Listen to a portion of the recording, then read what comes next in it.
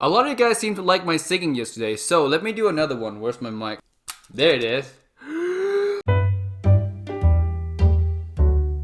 Hey guys, welcome back to the video. Today, I'm just kidding about the singing stuff. I know a lot of you guys don't like it, but I love singing, okay? That's just me. It's part of who I am, but I understand. I'll do a lot less of that now on the channel, maybe. Alright, enough of that. Let's get right into the video today, and today is my fragrance haul video. My large as hell fragrance haul video. Well, it's not that large. Now I'm looking at it, there's like 6-7 bottles, maybe around 8 or 9 bottles. But yeah, since we did my wish list yesterday on stuff that I want to buy, I thought it'd be a cool idea to do a video on stuff that I actually bought already. So with that said, let's jump right into the video. Let's go over all the designer first. And I'm sure a lot of you guys know already what I bought over the past few weeks because I've been talking about them. I've been doing reviews on them. The first one of those designers being a Sorrow's Flame.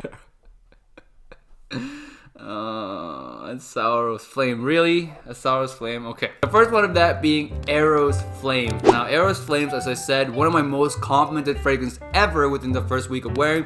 I haven't worn it since because I do have to test other fragrances, but 6 compliments, if you guys don't remember, 6 compliments within the first week of wearing. Very, like, amazing stuff, I guess, when it comes to mass appealing wise. Smell wise, I'm still not a big fan, and if you watch my review, you would know that. This is quite a redundant fragrance. If you own the original, you really don't need this one because after the dry down, which is around an hour and a half into the fragrance, the base smells just the same. Like, you can barely tell it apart, especially in the sillage. You won't be able to tell these two apart after like an hour and a half or so. The only difference here is the opening. The original one is more fresh, it's more minty, and this one is just a little bit more citrusy, more spicy, more oriental. Overall, do I like this purchase? Yes. Would I keep it? Yeah, probably. I mean, I have some use for it. It gets compliments, so if I ever need like a really safe fragrance, this is one that I'll probably grab if I really want to be safe. So yeah, I'll keep it for those occasions. Next one we have Spice Bomb Extreme. Now, Spice Bomb Extreme, like I said, one of my most favorite winter fragrance of all time now. When it comes to designer, it just smells so good. Like, it makes me feel warm, it makes me feel cozy, but it also makes me feel very confident and sexy at the same time. Because seriously, this thing has a lot of head-turning potential, and the performance, I love the performance of this. I can smell it on myself like pretty much for hours, and I'm sure a lot of people who's walking around me, if I can smell it on myself, they can probably smell it too. It's not too strong that it's really cloying and annoying for other people. I've never really had complaints wearing it outside. So yeah, a rather safe fragrance for the winter time as long as you don't overspray it, and a really nice head turner as well. I love this one to death. It's just really good. I wish I discovered it sooner. And for this one, would I keep it? Absolutely, it's a gem. Next one we're gonna talk about is Bulgari's Wood Essence. Now, this one I haven't been testing a lot of yet. I just started testing this one a couple days ago. I wore it out today as well, and 0 compliments so far for this one.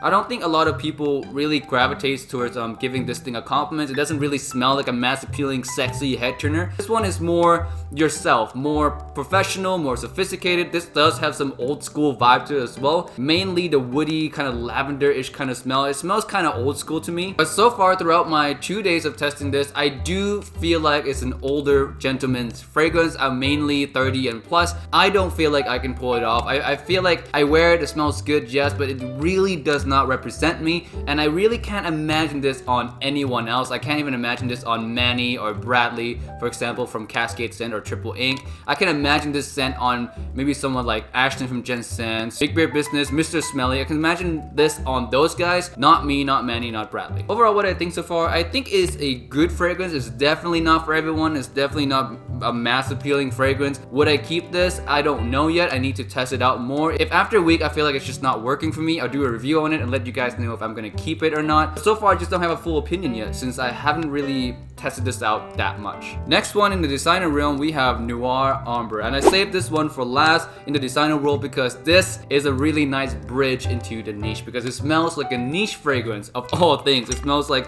a really nice ambery vanilla suede. Oh man, I like to use the word translucent to describe this amber. It smells syrupy, it's translucent, it has kind of this watery-ish texture. It's like if you imagine this yellow thing right here, the yellow juice being the amber, it kind of gives off this vibe, watery, buttery, syrupy-ish amber with a really nice vanilla sweetness and a nice suede in the background to add this kind of richness. It's a quite complex smelling fragrance. For anything in the designer realm, this is quite complex. Like I said, you can bottle this in a Tom Ford Parfums de Mali or even a Serjoff, and I would believe that, you know, it's that expensive. So this one is definitely a gem. I'm glad that I was able to find a bottle. I heard that you can find this at TJ Maxx now. So if you're in the US, go check out your TJ Maxx. Maybe you'll find a really good deal on it. I've seen the cheapest it goes for is about $50. A lot of people post pictures for $50. Some post pictures for $75. So yeah, go search out your TJ Maxx, find a bottle of this, and if you ask for my honest opinion, just buy it. If you find it for $50, buy it anyway. If you don't like it, you can easily flip this for more. Like, it goes on eBay for like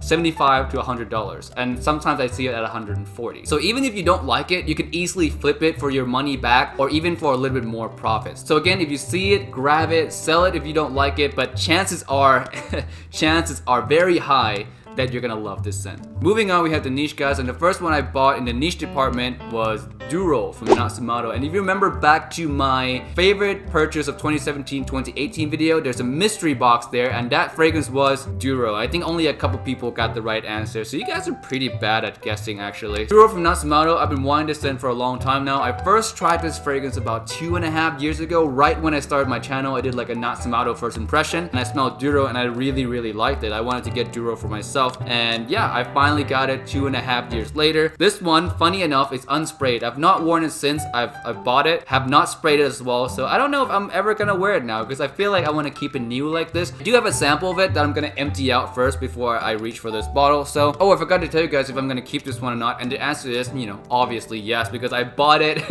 and it's a niche fragrance. I don't really blind buy niche fragrances. I usually have to like it first or love it before I buy it, so absolutely I'm keeping this one. Not a chance I'm selling it. Next niche purchase, and this one is gonna come to a surprise to a lot of you because I've been notorious for not liking this scent a lot, but this one is Green Irish Tweed. Now, I don't really care for Green Irish Tweed in terms of smell, but the bottle, the bottle, it smells good. Like, there's nothing to hate about a Green Irish Tweed smell. It is nothing to hate at all, but I just find it generic, you know what I mean? Like, if I wear it, I just feel generic. I've had a story from Manny from Cascade Scent. He once told me he wore his Green Irish Tweed and someone gave him a compliment saying, "Oh, are you wearing Cool Water?" And what I picked out from that story is that this kind of DNA is so generic, it's so popular now that people really just associate it with Cool Water. Why would I want to wear a $400 fragrance that people would think I'm wearing a $20 one? It doesn't make any sense. At that point, I'll just wear Cool Water, right? But I don't know, the bottle got to me. I love the matte black, and I'm trying to complete my Creed collection. I'm just buying all the Creeds that I think are worthy of buying. I'm almost done. I just need Original Santal, and I need Royal Oud, and I'm gonna be done with my Creed collection. Finally got this one in the bank, so yeah, that's one more down for Creed. I still really enjoy the scent, as in like I said, there's nothing to hate about it. It's just really overdone. Now, lastly, before we move on to the next one, will I be keeping this one? Absolutely. Like I said, I'm trying to complete my Creed collection. Next one on the niche list, we have Anjali Noir. Now this one, oh, it's such a beautiful vanilla fragrance. So beautiful, loosen up with Angelica. It's really fresh and bright, invigorating vanilla to me. It does smell like a fall and winter fragrance, but you can easily wear it in the spring and late summer night. Like, I would have no problem wearing this for a nights out in the summer. Or going out on a nice dinner with my girlfriend, absolutely would wear this. And also, I think my girlfriend would love this one as well. I can see this being a fragrance that me and her wear together for certain special occasions. Man, it just smells really good. To me, honestly, this is the best one from Guerlain, the best one that I ever released, period. Designer or niche, this is my favorite. I would say my favorite for designer though is the L'Homme Ideal EDP. That's my next purchase from Guerlain as well. I forgot to add that one into my wish list yesterday, and I'm kind of peeved about it, but it's okay. You guys all know now I like L'Homme Ideal EDP. I'm looking to purchase that one, but again, this is the best from Guerlain. And am I keeping this? Absolutely. This is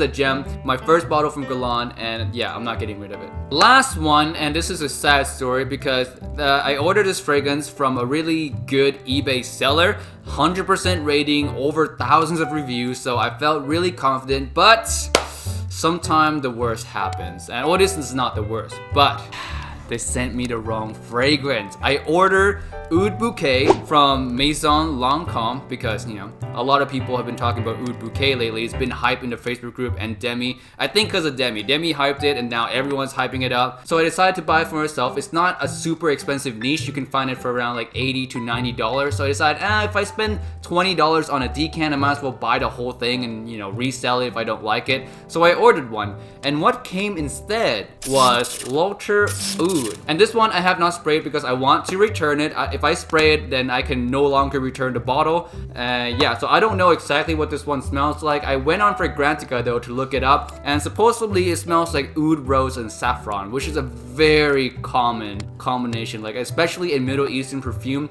Oud, rose, and saffron, it's just that signature. It's the Middle Eastern oud rose signature. It's very popular, and to me, that's very disappointing. I do like its signature, but it's overdone. I've not smelled this, of course, so I don't know exactly what it smells like, but if it is like what everyone on Fragrantica says it is, then it's not one that I actually want to keep. So I'm not gonna spray this one. I'm gonna return it. Hopefully, they send me the right fragrance next time. I contacted the brand. They said that they'll fix the problem. I hope that means sending me Oud Bouquet and taking this back and not just refunding this, because I found a really good price on it for Black Friday, okay? I don't want to have to spend more than I should because I found it on Black Friday. I deserve that Black Friday price. So hopefully they fix that problem the right way. Alright, that's it for all the fragrances that I bought, I think, unless I'm missing something upstairs. Now this list, I should have said this in the beginning, but these are fragrances that I spend my own money on. So anything that I receive for free from brands, I'm not including any of that. I didn't include any of that because I feel like a haul list is supposed to be fragrances that you yourself spend money on, like you yourself